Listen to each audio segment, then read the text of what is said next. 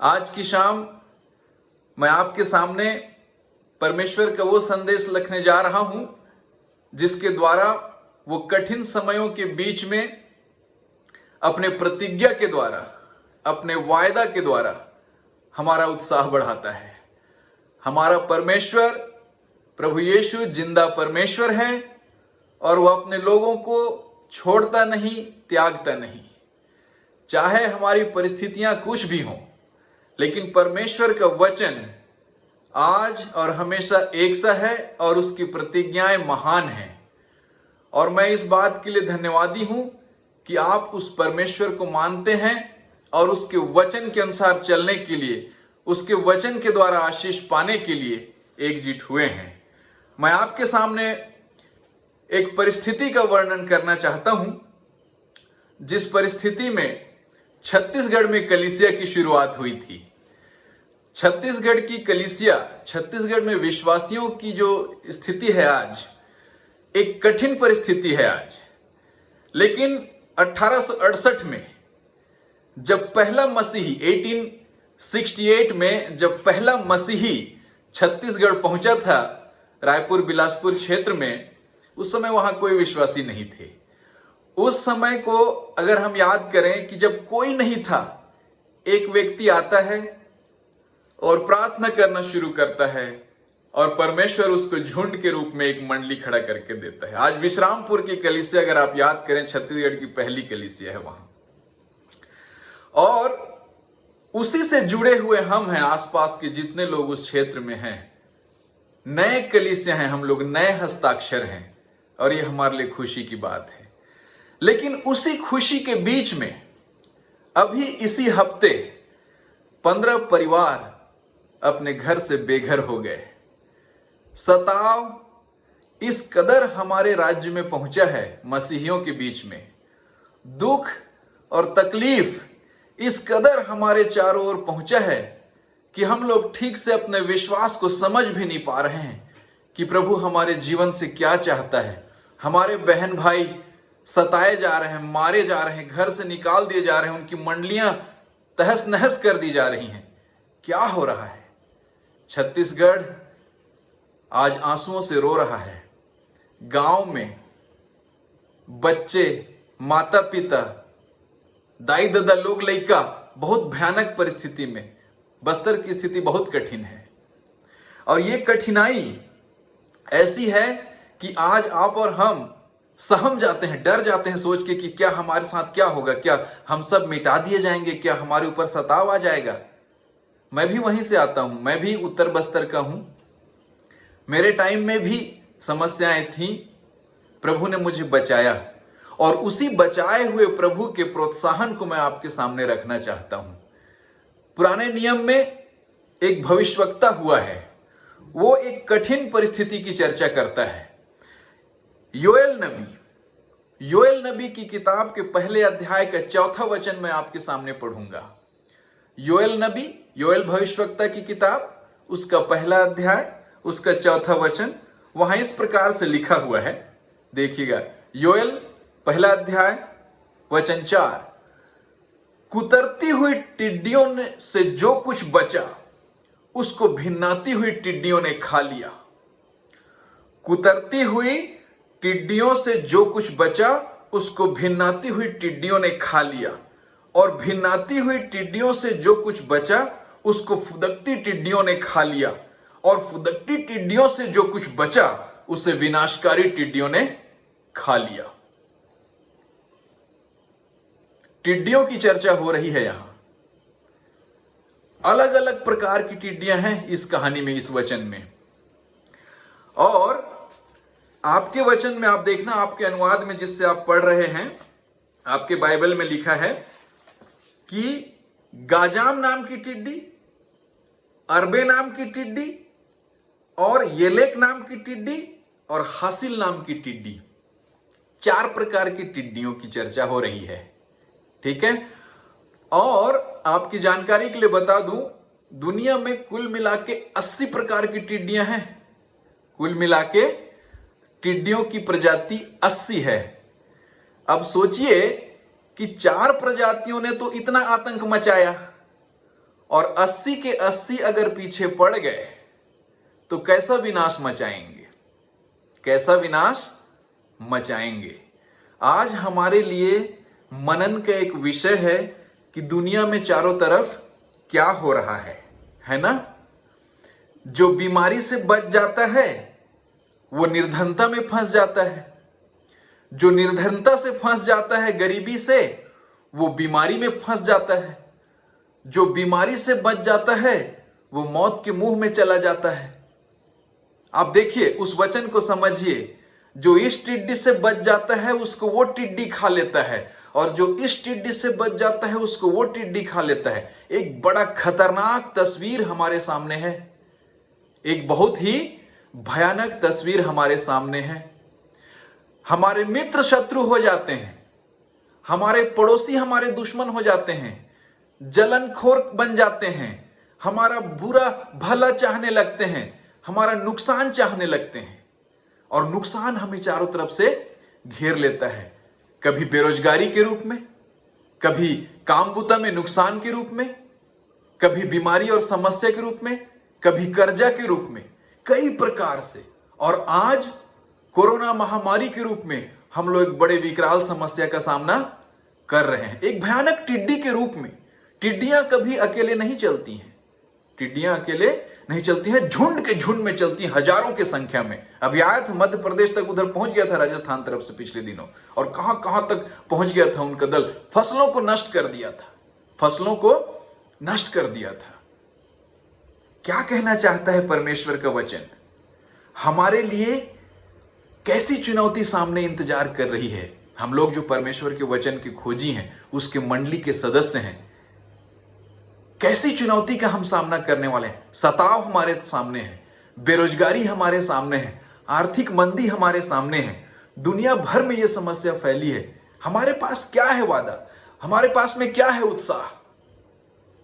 मैं जब इस वाच पर विचार करता हूं, इस बात पर, इस समस्या पर, तो मैं आप सबसे इस बात को खुल के कह सकता हूं कि मसीही होने के नाते हम लोग निरुपाय नहीं हैं। हमारे पास में परमेश्वर की प्रतिज्ञाएं हैं। हालेलुया!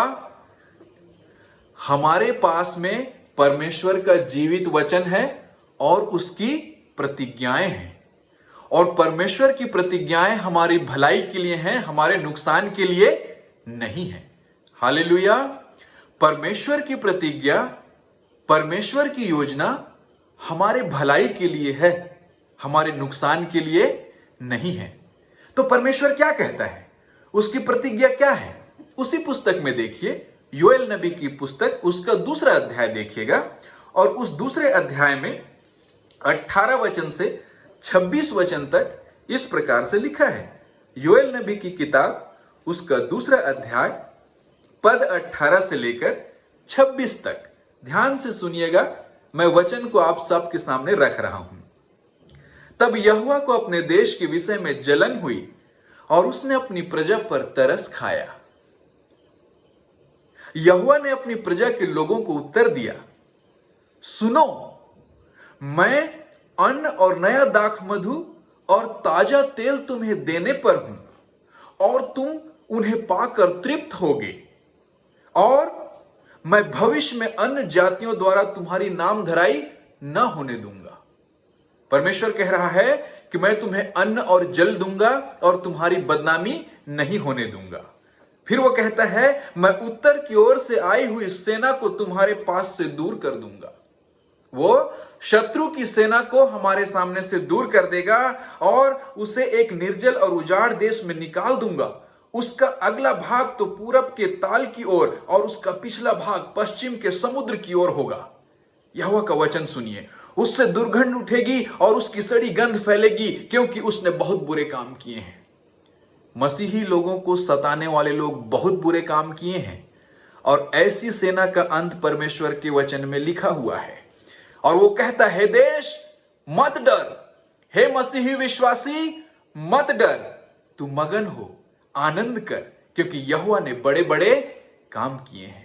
क्योंकि यहोवा ने बड़े बड़े काम किए हैं, मत डर।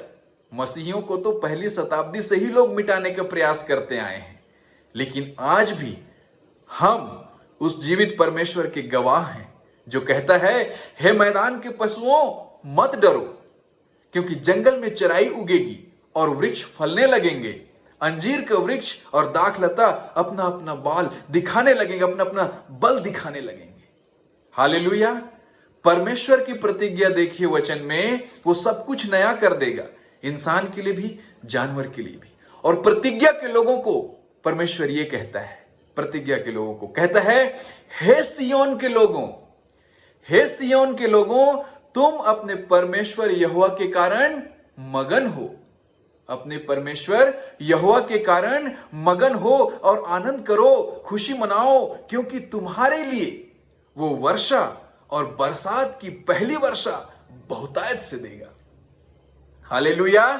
परमेश्वर हमारे लिए वर्षा लाएगा, बारिश लाएगा। आज हम लोग जो गर्मियों में तप रहे हैं, आज हम लोग जो परेशानियों में तप रहे हैं, उनके लिए वर्षा लाएगा, शांति लाएगा, और पहले के समान अगली और पिछली वर्षा को भी बरसाएगा। यदि जीवन में सूखापन आ गया है, परमेश्वर उसको ठीक करेगा। और लिखा है आगे वचन में, देखिए सुनिए क्या कहता है परमेश्वर की प्रतिज्ञा हमारे लिए। तब खलिहान अन्न से भर जाएंगे, तब खलिहान अन्न से भर जाएंगे, और रसकुंड में नए दाख मधु और ताजे तेल उमड़ पड़ेंगे, ताजे तेल उमड़ पड़ेंगे। और जिन वर्षों की उपज, अब फिर टिड्डियों की चर्चा है देखिए, और जिन वर्षों की उपज अरबे नामक टिड्डियों ने खा लिया था, हैं, और येलेक और हासिल और गाजाम नामक टिड्डियों ने, जिन्होंने ये सब मैंने तुम्हारे पास भेजा था, ये सब हानि मैं भर दूंगा। हालेलुया। परमेश्वर कहता है, मैं तुम्हारे नुकसान की भरपाई कर दूंगा, मैं तुम्हारे नुकसान की भरपाई कर दूंगा। Hallelujah, hallelujah. कहता है कि तुम भर पेट खाओगे, तुम भर पेट खाओगे और तृप्त होगे, संतुष्ट होगे, और अपने परमेश्वर के नाम की स्तुति करोगे, अपने परमेश्वर के नाम की स्तुति करोगे, जिसने तुम्हारे लिए आश्चर्य कर्म किए हैं, जिसने तुम्हारे लिए आश्चर्य कर्म किए हैं। मेरी प्रजा की आशा फिर कभी ना टूटेगी।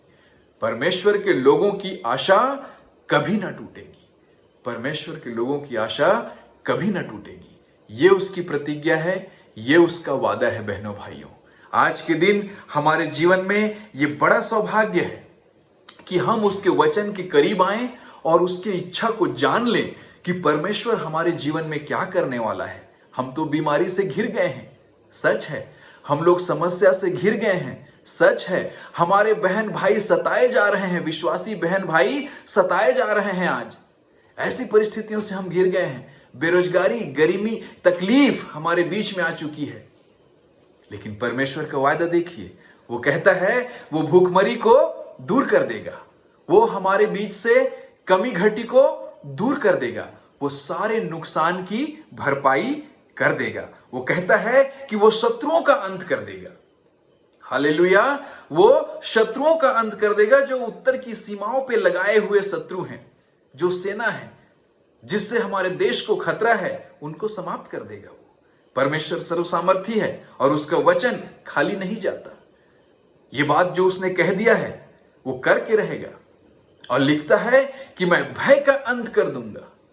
हालेलुया। परमेश्वर कहता है मैं भय का अंत कर दूंगा। और पूरे बाइबल में आप बार बार इस बात को पढ़ेंगे, वो कहता है मत डर। परमेश्वर का वचन कहता है मत डर। उत्पत्ति से लेकर प्रकाशित वाक्य तक आप चले जाएं, आपको संदेश मिलता है मत डर। चाहे जीवन की परिस्थितियां कितनी कठिन हो जाएं, चाहे आपको एक देश से दूसरा देश भागना पड़ जाए, चाहे आपको जान बचा के भागना पड़ जाए, चाहे आपके मित्र शत्रु बन जाएं, चाहे आपकी कंगाली आ जाए, लेकिन परमेश्वर पर विश्वास करने वाले को डरने की कोई जरूरत नहीं है, क्योंकि वो सब प्रधानों के ऊपर राजा है, सब देवी देवताओं के ऊपर प्रभु है, और उससे बड़ा इस दुनिया में कोई ताकतवर नहीं। जीवन और मृत्यु का प्रभु हमारा प्रभु यीशु मसीह है, और इस कारण आपको और हमको डरने की कोई जरूरत नहीं है। परमेश्वर हमको खुद आनंद से भरेगा, वो खुद हमको बहुतायत का जीवन देगा, और उसकी आशीष हमें मिलेगी। सारी भरपाई परमेश्वर ही हमारे जीवन में करेगा। दो बातें मैंने आपके सामने रखी हैं अब तक। पहली बात, हम लोग कठिन परिस्थितियों से घिर गए हैं। हम लोग कठिन परिस्थितियों से घिर गए हैं। हम लोग टिड्डियों से और महामारियों से घिर गए हैं। हम लोग बीमारी और समस्याओं से घिर गए हैं। ये बात मैंने आपके सामने रखी। लेकिन दूसरी बात जो मैं आपके सामने रखा है वो ये है कि परमेश्वर की प्रतिज्ञा हमारे सामने है। हालेलुया, परमेश्वर की प्रतिज्ञा हमारे सामने है, ये दूसरी बात है। और उसकी प्रतिज्ञा उसके जीवित वचन में है। परमेश्वर का वादा उसके जीवित वचन में है, आपके लिए और मेरे लिए।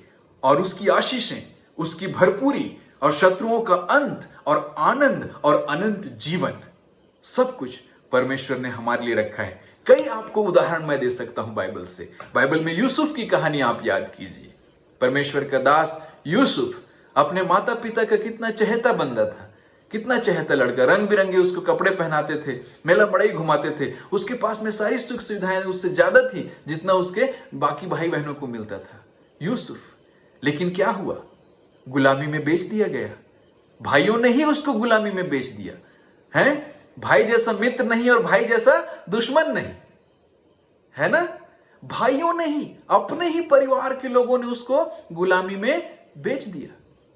लेकिन उस परिस्थिति में भी, है, गलत आरोप के बीच में भी, जेल में डाले जाने के बावजूद भी यूसुफ निकल के प्रधानमंत्री बन गया मिस्र का। हालेलुया। यूसुफ वहां से बंधुआई से निकलकर, गुलामी से निकलकर, जेल से निकलकर प्रधानमंत्री बन सकता है मिस्र का। यह काम केवल परमेश्वर कर सकता है। यह उसके वचन का वायदा है कि वो हमको घूरे में से उठा करके राजा बनाने वाला परमेश्वर है। हालेलुया। हम ऐसे परमेश्वर के लोग हैं। आप अय्यूब की कहानी सुन लीजिए बाइबल में। अय्यूब की कहानी, परमेश्वर का दास, उसकी जितना दुख पता नहीं किसने उठाया होगा। उसके शरीर में फोड़े पड़ गए हैं, उसका परिवार खत्म, बाल बच्चे खत्म, पत्नी ने छोड़ दिया, सब कंगाल हो गया। जीवन में निराशा इस कदर से आई। लेकिन उस परमेश्वर के जन ने कहा, मैं परमेश्वर की निंदा नहीं करूंगा, मैं परमेश्वर के प्रतिज्ञा पर संदेह नहीं करूंगा, मैं परमेश्वर के वायदे पे डाउट नहीं करूंगा। और इस कारण क्या हुआ उसके जीवन में? चाहे लाख परेशानियां आई, लाख मुसीबतें आई, चाहे जितनी कंगाली आई उसके जीवन में, अंत में परमेश्वर ने सारी भरपाई कर दी। विश्वास योग्य अगर आज आप और हम बने रहें अपने विश्वास के प्रति, वचन के प्रति, तो बहनों भाइयों, सारी भरपाई परमेश्वर हमारे लिए करेगा। ये उसकी प्रतिज्ञा है। दाऊद कौन था? चरवाहा था, हैं? दाऊद तो एक साधारण सा चरवाहा था, राजा बन गया, राजा बन गया। परमेश्वर ऐसा चमत्कार हमारे जीवन में कर सकता है। हमारे परिवार में कोई बेरोजगार होगा, हमारे परिवार में कोई गरीब होगा, हमारे परिवार में कोई निराश होगा, मसीह परिवार में, उसके लिए परमेश्वर जीवित है।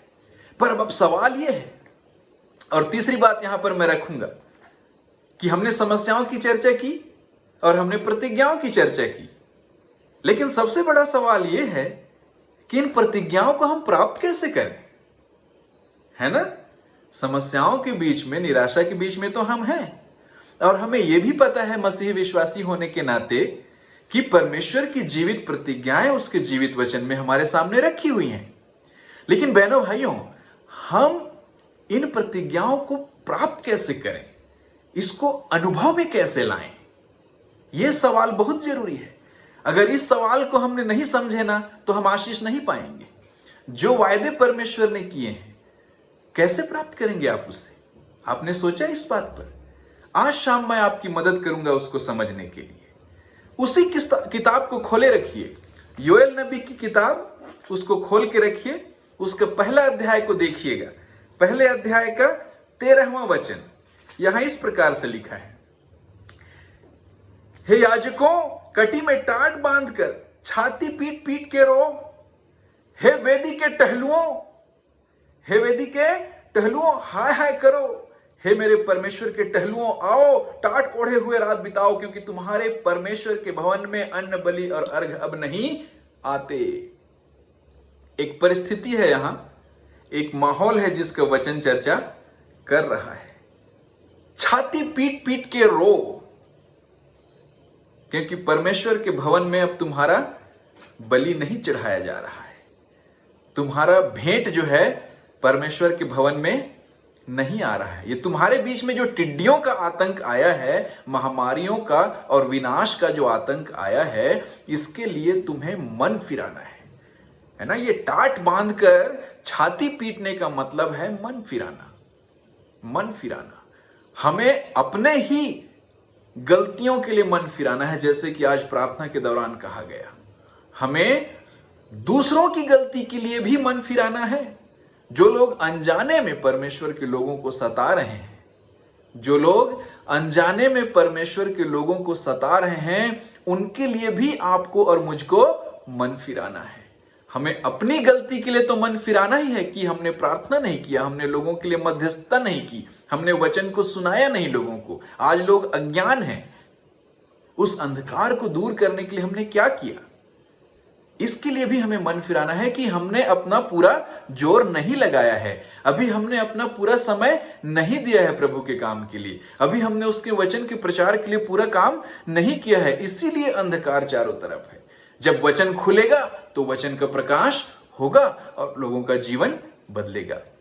लेकिन ऐसा नहीं हो पाने की वजह से आज हमें मन फिराने की आवश्यकता है। जब मन फिराएंगे और परमेश्वर के पास लौट आएंगे, तब हम परमेश्वर की आशीषों को पाएंगे। बिना मन फिराए और बिना पश्चाताप किए छुटकारा नहीं है, परमेश्वर की आशीष नहीं है। दूसरी बात, उसी का 14वां वचन देखिए, लिखा है आगे, उपवास का दिन ठहराओ। उपवास का दिन ठहराओ।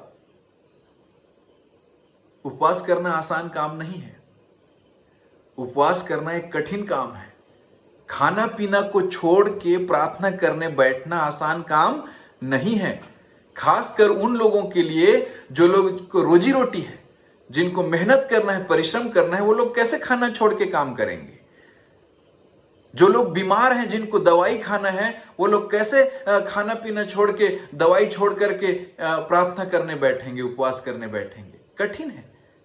जिंदगी तो पूरा कठिनाई से ही भरा है।